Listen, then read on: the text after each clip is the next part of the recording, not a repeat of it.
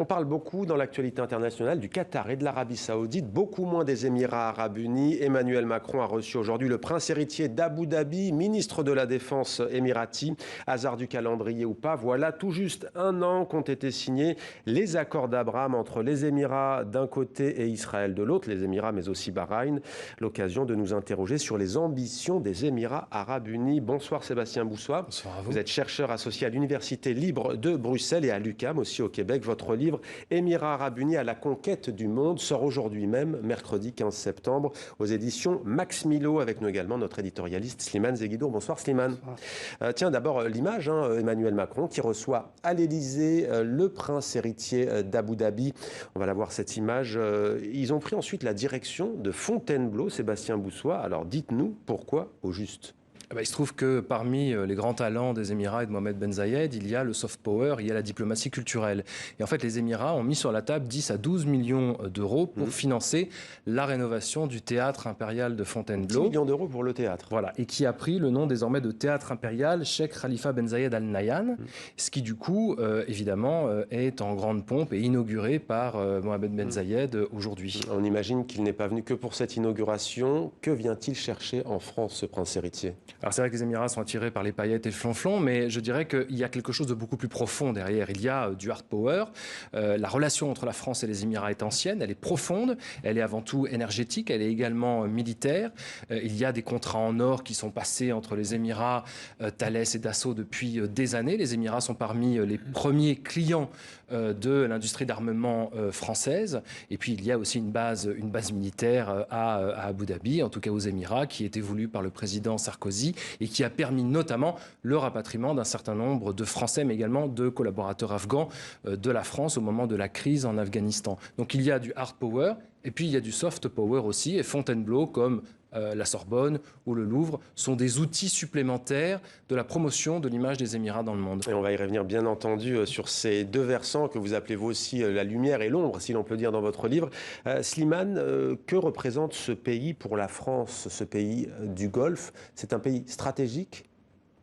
Oui, comme toute la région du Golfe, et la France a une présence très ancienne dans toute cette région du Golfe Persique. Et avec les Émirats, comme vient de le rappeler Sébastien, la France a créé la première base militaire jamais créée par la France depuis 1945. Elle l'a installée à Abu Dhabi, donc juste en face de l'Iran. Et Abu Dhabi, les Émirats Arabes Unis ayant un contentieux très lourd avec l'Iran, notamment sur la dispute sur la souveraineté de certaines îles qui sont occupées par les Iraniens et que les Émiriens revendiquent. D'où l'importance des Émirats Arabes Unis, qui sont un pays de 2 millions de résidents à peu près face à 8 millions d'étrangers. Eh bien, ils multiplient, ils essayent de compenser leur faiblesse démographique par une diplomatie tous azimuts et même diplomatie militaire. Ils sont intervenus en Syrie, en Afghanistan indirectement, en Libye. Ils ont une base militaire dans le Somaliland, aux côtés des Japonais, des Chinois, des Turcs, des Français et des Américains. Ils ont occupé une île, l'île de Socotra, dans le Yémen. Bref, ils ont étalé une présence militaire dont on se demande comment ils pourraient, s'ils ont le personnel nécessaire, et ils sont le 4e importateur d'armes au monde, juste après les États-Unis, la Chine et l'Arabie Saoudite. Et le coup diplomatique majeur retentissant, c'était il y a un an, jour pour jour, les accords d'Abraham, signature donc entre, d'un côté, Bahreïn, les Émirats Arabes Unis, l'Arabie Saoudite également, pas encore. Il y a eu le Maroc après. On va voir pourquoi ces accords ont été signés et on va tirer un premier bilan avec vous. Mais d'abord, on s'est intéressé à la communauté juive établie à Dubaï. Alors, il faut savoir, pour qu'on comprenne bien, il y a parfois une confusion, mais les Émirats Arabes Unis, c'est 7 Émirats, c'est bien ça, Slimane, les plus connus étant Abu Dhabi, la capitale fédérale, et donc Dubaï, la capitale économique. On en prend la direction donc au plus près de la communauté juive. Regardez. À Dubaï, une dizaine de fidèles prient tous les matins dans cette salle de séminaire située dans un grand hôtel de l'Émirat.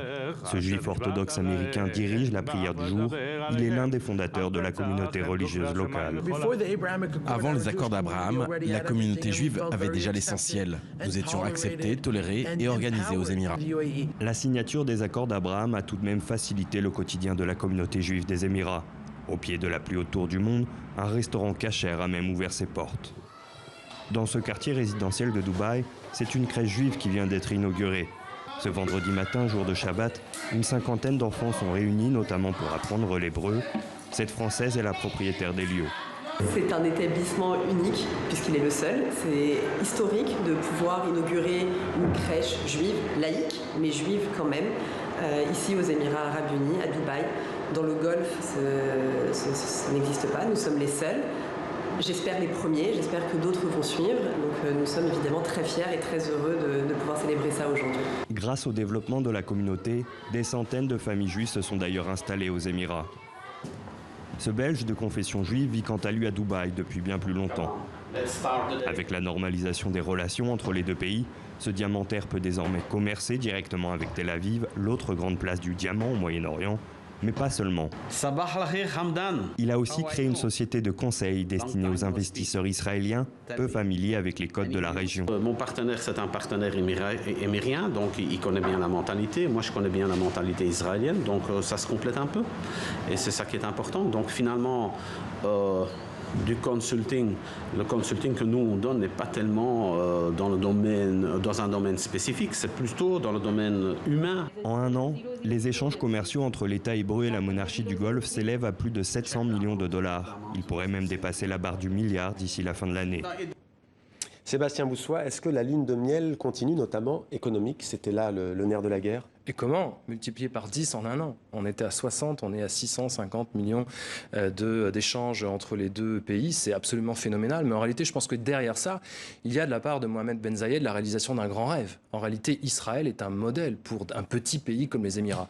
Tout ce type de petit pays, comme le rappelait d'ailleurs Slimane tout à l'heure, a une nécessité de survie. Donc il faut des gages, il faut des cautions. Soit c'est la population, soit c'est l'économie, soit c'est une base militaire, soit c'est le pétrole, soit c'est les relations qu'on a. Et effectivement, les Émirats ont ça avec Israël. Et c'est le modèle de la start-up nation à l'israélienne qui a toujours fasciné Mohamed Ben Zayed et les Émiratis en général. Alors l'aspect économique, mais pas seulement. Vous dites qu'un outil d'espionnage est aussi au cœur de ce rapprochement entre les pays du Golfe et Israël. Expliquez-nous. Alors il faut savoir que depuis 1996, il y a des relations très fortes entre les Émiratis et les Israéliens, et notamment sur le cyberespionnage et sur la lutte contre le cyberhacking.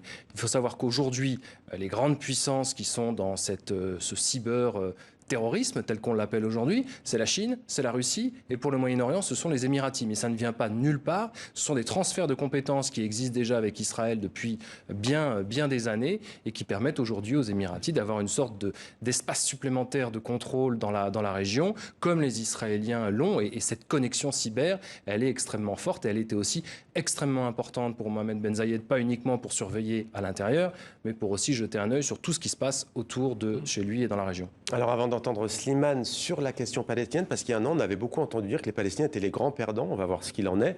Sébastien Boussois, vous en parlez, puisque l'un des artisans de ce rapprochement Émirats Arabes Unis-Israël, c'est un certain Mohamed Dahlan, l'ancien chef du contre-espionnage palestinien. L'ancien chef de la sécurité préventive à Gaza aussi. Historiquement, Mohamed Dahlan n'est plus le bienvenu évidemment en Palestine, accusé de complotisme, de corruption contre le Fatah. Donc il est réfugié aux Émirats Arabes Unis depuis très très longtemps. Et donc du coup, il a essayé effectivement de rapprocher et d'être dans l'organisation de ces négociations. Mais Mohamed Dahlan est toujours passé pour un traître. Et là, on est dans une situation où de toute façon, les Arabes en général et en particulier les Émiratis sont des traîtres supplémentaires à la fameuse cause palestinienne. Ça avait commencé par les Égyptiens, ça a continué avec les Jordaniens, les Marocains depuis l'accord de normalisation en décembre. Donc je dirais que tout ça est une sorte de sombre opération dont on a toujours tendance à répéter que les Palestiniens sont perdants.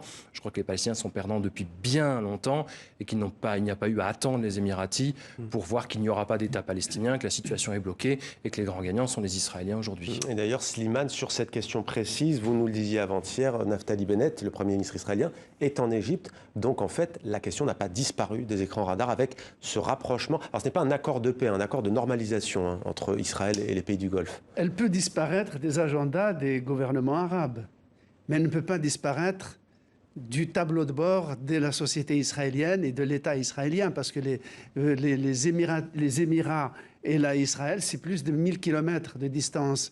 Le Maroc et Israël, c'est 4000 km.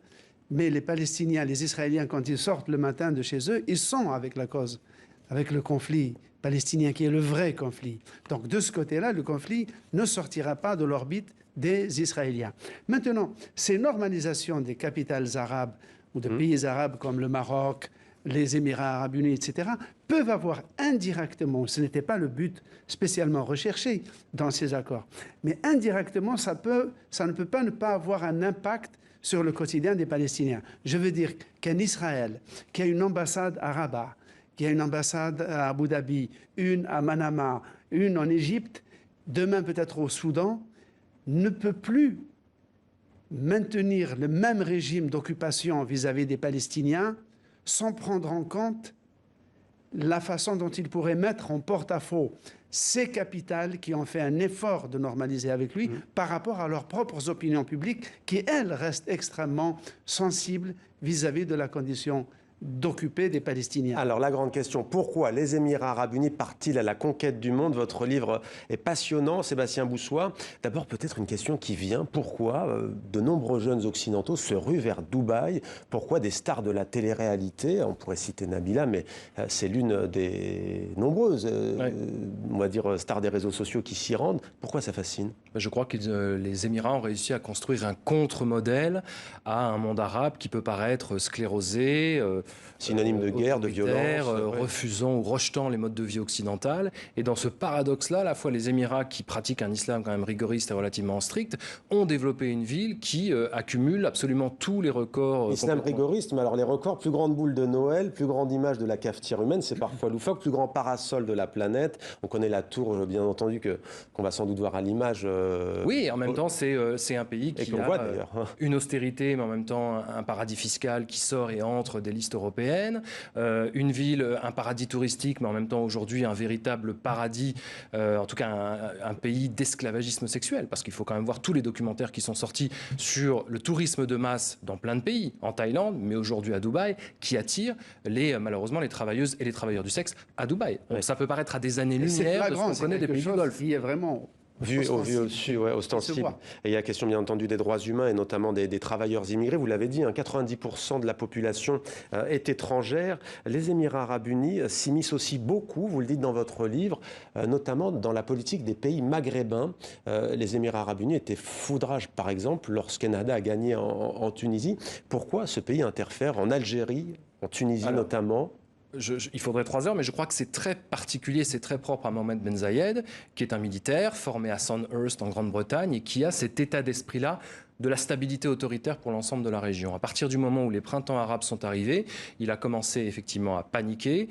Déjà, il était obsédé par les quelques dizaines de frères musulmans qui avaient au nord de la Confédération et il avait peur du renversement, peur du complot et tout ce qu'on veut. Et en fait, à partir du moment où certains de ses voisins ont fait le choix du soutien aux alternances organisées, les seuls qui avaient après les printemps arabes, les Émirats ont orchestré la contre-révolution en mettant en place, comme ils le pouvaient, des hommes beaucoup plus autoritaires. Aujourd'hui, en Égypte, c'est pire que les dernières années de Moubarak. Alors, oui, allez-y. Et sur le Maghreb, c'est de l'ingérence très pushy, si je puis dire. C'est-à-dire que ça soit en Tunisie, que ça soit en Algérie. Il y avait une ligne rouge entre Gaïd Salah, l'ancien chef d'état-major algérien, et Mohamed Ben Zayed. Une influence sur le Maroc aussi, à travers l'économie, à travers les ports, à travers tout ça. On essaie petit à petit de gangréner, de contrôler, d'avoir une influence. Et alors, juste, je vais être un peu dur, mais en 10 secondes, oui ou non, est-ce que c'est aussi quelque part pour préparer l'après-pétrole ?